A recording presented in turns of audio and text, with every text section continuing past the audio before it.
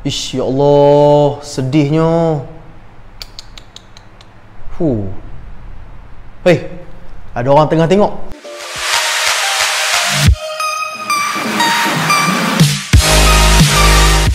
Okay guys, sebelum menonton jangan lupa tekan butang subscribe dan tombol loceng ni untuk notifikasi, like, komen dan share video ni, okay? Baik semua, Assalamualaikum warahmatullahi wabarakatuh. Abang kembali lagi. Dan untuk topik ni Abang nak khususkan kepada topik yang sangat-sangat hot sekarang ni, iaitu tentang isu memberi sumbangan kepada orang miskin. Baik, baru-baru ni kita semua dapat tengok dekat media sosial, Ustaz Abid Liu dikecam oleh beberapa orang ustaz yang Abang tak nak sebut nama-nama ustaz tu, tapi yang pastinya memang Ustaz Abid Liu dikecam. Tapi ramai lagi yang backup Ustaz Abid Liu. Dan Abang tengok ramai juga personality TV yang turut menyokong usaha Ustaz Abid Liu ni, sebab dia banyak membantu mereka yang dalam kesusahan, membantu frontliner, memberikan sumbangan, air cooler, mask dan sebagainya. Sampai tahap kita dapat tengok di Malaysia ini, beliaulah salah seorang ustaz yang mana buat kerja-kerja amal yang sebegini. Dan bila Abang tengok dia punya page, Abang dapati memang Ustaz Abid Liu pergi ke seluruh pelosok negara untuk membantu semasa musim PKP ni. Tapi kes yang terbaru ini, yang mana telah pun trigger ramai pihak tentang isu yang berlaku di Kedah, yang mana Ustaz Abid Liu dan tim dia pergi ke sana untuk membantu, tapi malangnya telah pun mendapat beberapa komen yang kurang baik, yang kurang enak, dan ia telah pun melibatkan ramai pihak, antaranya pihak kerajaan negeri, ada ustaz-ustaz yang tidak menyokong, dan ada juga NGO yang mana yang bersuara menyatakan bahawasanya keluarga yang telah dibantu itu sebenarnya telah pun dibantu banyak kali, tetapi masih lagi berlaku perkara yang sama kepada mereka. Salah siapa? Adakah salah orang yang nak memberikan bantuan ataupun salah orang yang menerima bantuan? Tapi Abang hari ni Abang nak jadi orang yang di tengah-tengah. Abang tak mau nanti hampa nampak Abang duk sokong Ustaz Abid Liu, Abang tak mau nanti hampa nampak Abang duk sokong satu pihak lagi. Tapi yang pastinya Abang nak beritahu, kita tidak ada hak sebenarnya nak kritik niat orang, sebab kita sebagai manusia memang tak boleh nampak niat orang. Mungkin ada orang dia nampak Ustaz Abid Liu ni nak menayang, nak menunjuk yang dia tengah buat benda baik. Tapi sebenarnya bagi Abang secara personal yang menonton, Abang tak nampak sangat pasal Ustaz Abid Liu.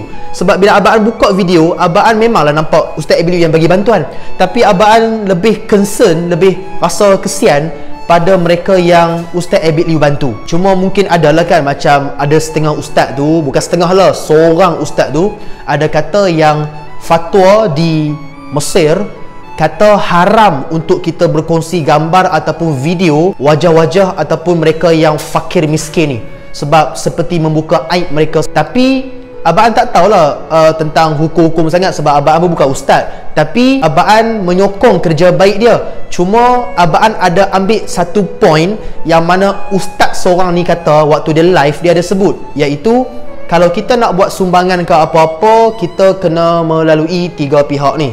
Abang dengar balik, Abang rasa macam ada juga benar dia, iaitu pertama, kalau boleh kita mesti melalui pejabat zakat. Yang kedua, kita mesti melalui masjid di karya kawasan yang orang susah tu tinggal.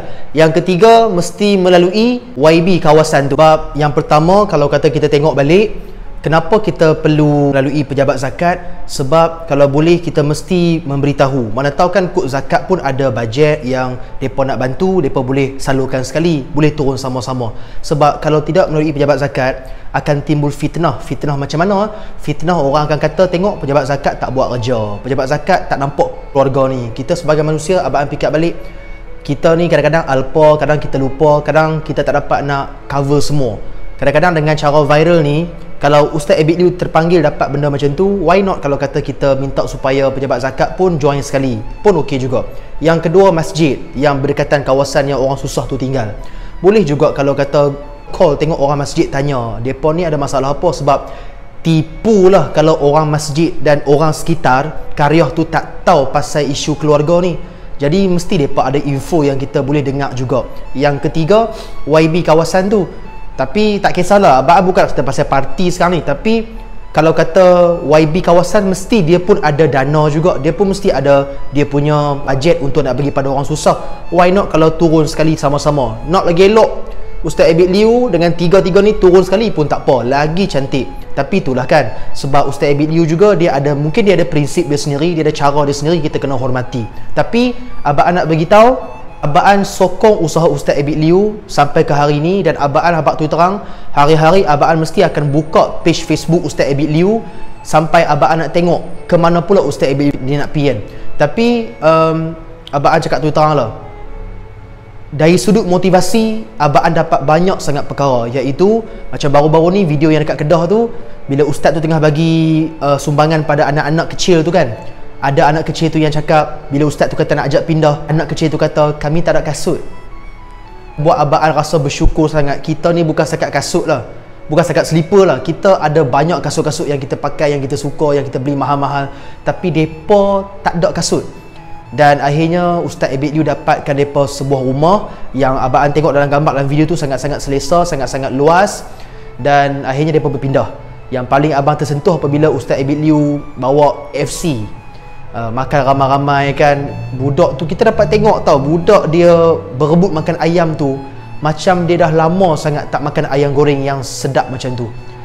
Ustaz Abid Liu bagi kentang putar tu kan, bagi coleslaw tu apa semua kan, sampai tak Abang rasa macam aku ni kalau boleh hari-hari boleh makan KFC.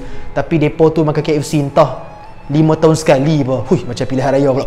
So Abang tengok video tu, Abang rasa sangat-sangat sedih lah. Abang tak ada menangis daripada depan nampak kan, tapi Abang cakap tu terang, kebanyakan video yang Ustaz Abid Liu post dekat Facebook melahirkan rasa syukur Abang kepada Allah, bahawasanya kita ni sekarang ada banyak nikmat yang Allah bagi, tapi kita rasa serba tak cukup lagi.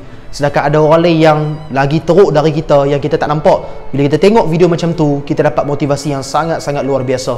Oleh itu, Ustaz Abid Liu, saya Farhan Rahmat menyokong Ustaz Abid Liu untuk buat kerja-kerja amal ini, dan saya juga menyeru kepada pejabat zakat di semua negeri, kepada masjid-masjid yang ada, dan juga kepada YB tak kira lah hampa parti politik mana, pembangkang maupun kerajaan, turunlah sama-sama membantu. Dan bukan hanya Ustaz Abid Liu saja, dan insya-Allah Abang rasa Malaysia akan jadi negara yang sangat-sangat berkebajikan dan boleh membantu lebih ramai orang yang dalam kesusahan. Dan Abang juga nak pesan jugalah pada orang-orang yang dia rasa diri dia susah ini, kalau yang dah tua, yang dah sakit, Abang tak kisah tau, tapi Abang nak tegur sikit, kalau tahu susah, masih muda, ada tenaga, pergilah bekerja. Tapi bukan musim PKP ni lah, habis PKP nanti azam nak bantu keluarga, pilah kerja.